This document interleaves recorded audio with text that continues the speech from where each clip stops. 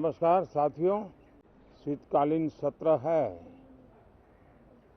और माहौल भी शीत ही रहेगा।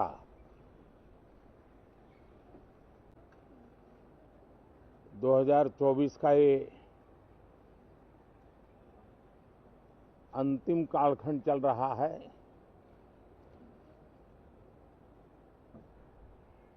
देश पूरे उमंग और उत्साह के साथ 2025 के स्वागत की तैयारी में भी लगा हुआ है। साथियों, संसद का ये सत्र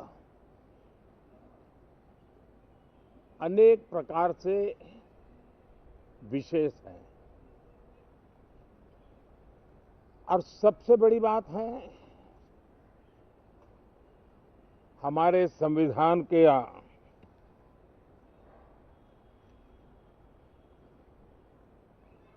75 साल की यात्रा,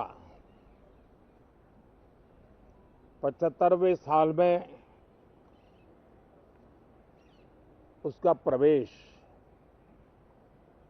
ये अपने आप में लोकतंत्र के लिए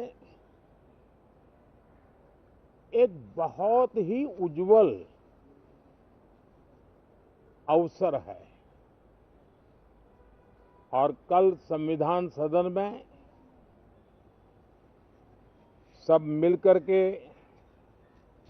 इस संविधान के 75वें वर्ष की उसके उत्सव की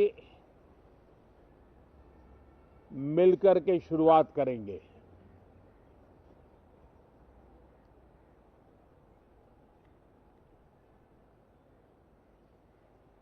संविधान निर्माताओं ने संविधान निर्माण करते समय एक एक बिंदु पर बहुत विस्तार से बहस की है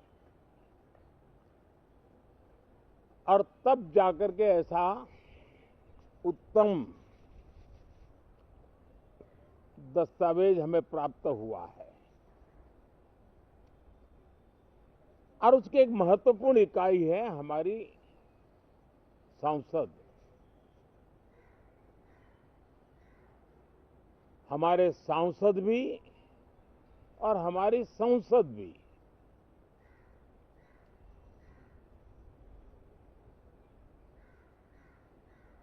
पार्लियामेंट में स्वस्थ चर्चा हो, ज्यादा से ज्यादा लोग चर्चा में अपना योगदान दें। दुर्भाग्य से कुछ लोगों ने अपने राजनीतिक स्वार्थ के लिए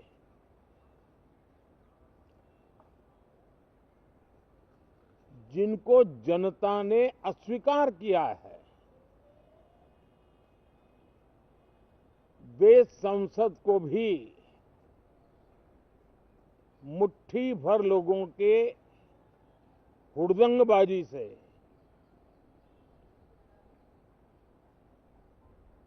कंट्रोल करने का लगातार प्रयास कर रहे हैं। उनका अपना मकसद तो संसद की गतिविधि को रोकने से ज्यादा सफल नहीं होता है और देश की जनता उनके सारे व्यवहारों को काउंट करती है और जब समय आता है तो सजा भी देती है। लेकिन सबसे ज्यादा पीड़ा की बात यह है कि जो नए सांसद होते हैं, नए विचार, नई ऊर्जा लेकर के आते हैं और ये किसी एक दल में नहीं, सभी दल में आते हैं, उनके अधिकारों को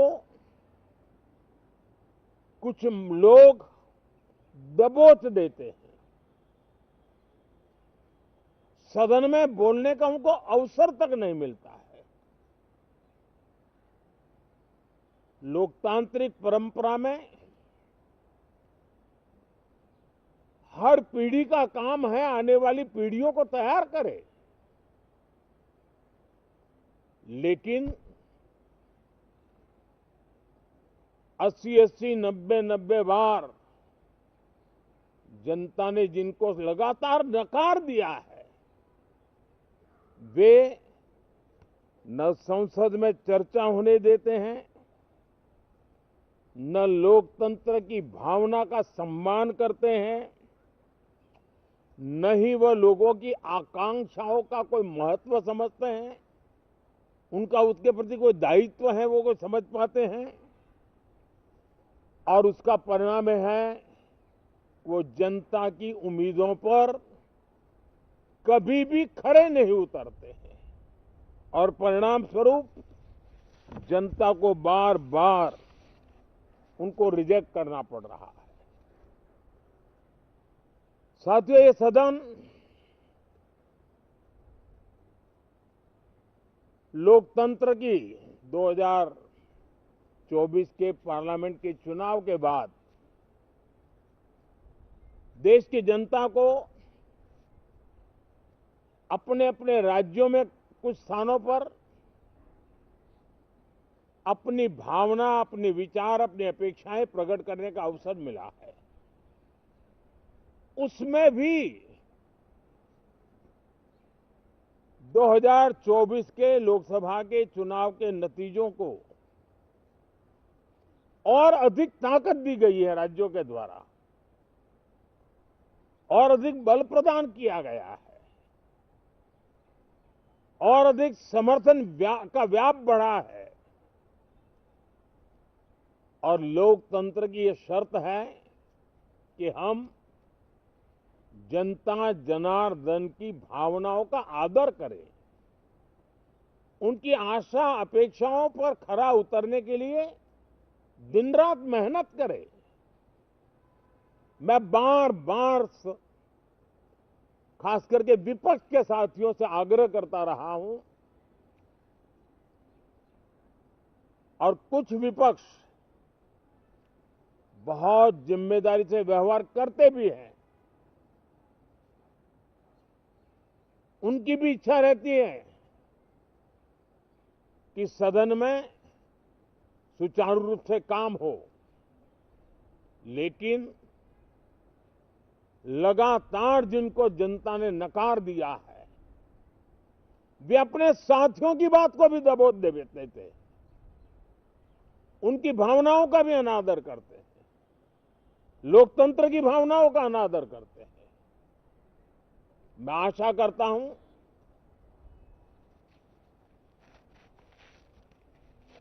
कि हमारे नए साथियों को अवसर मिले। सभी दल में नए साथी हैं, उनके पास नए विचार है, भारत को आगे ले जाने के लिए नई नई कल्पनाएं हैं। और आज विश्व भारत की तरफ बहुत आशा भरी नजर से देख रहा है, तब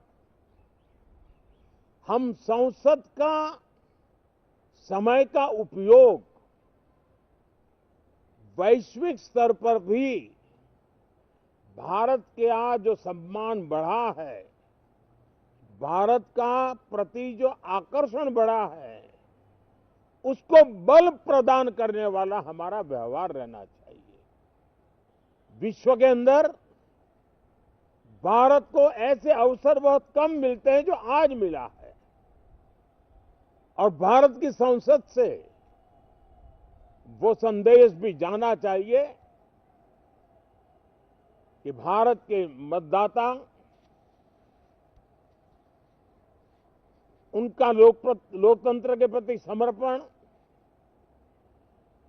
उनका संविधान के प्रति समर्पण, उनका संसदीय कार्य पद्धति पर विश्वास, संसद में बैठे हुए हम सबको जनता जनार्दन की इन भावनाओं पर खरा उतरना ही पड़ेगा।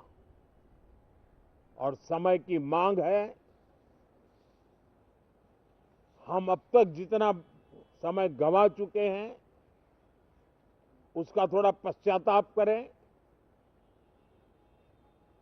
और उसका परिमार्जन करने का उपाय यही है कि हम बहुत ही तंदुरुस्त तरीके से हर विषय के अनेक पहलुओं को संसद भवन में हम उजागर करें, आने वाली पीढ़ियां भी पढ़ेगी उसको, उसमें से प्रेरणा लेगी।